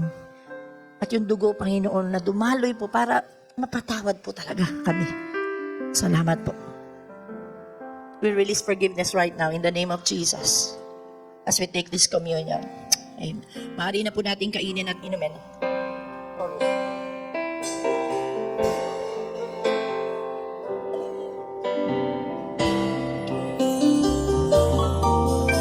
So how could I forget His love? And how could I forget His mercy? He satisfies, He satisfies, He satisfies my desire. Great is the measure of our Father's love. Think about His love. Think about His goodness. And think about His grace that brought us through.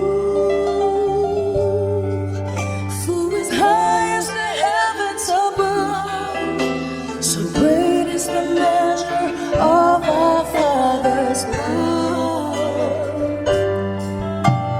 Great is the measure of our Father's love. Amen. Praise God. Can we give a clap offering unto the Lord? Thank you po. Salamat, Panginoon. Thank you po.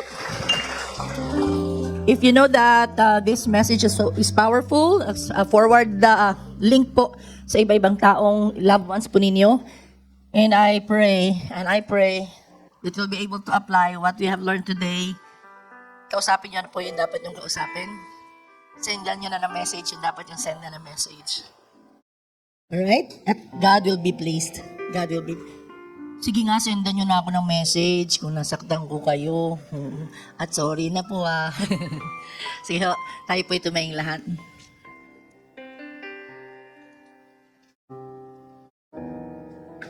Open na po ang ating pong Brown Cafe if you wanna buy. Wala pong sapilitan yon, it's voluntary. Dinedicate na ho namin ito kay Lord kanina. And supportahan na lang po. And we just thank God that you already have a good ground floor na ambience. Ayan. Salamat po sa Panginoon. Let's all raise our hands to the Lord.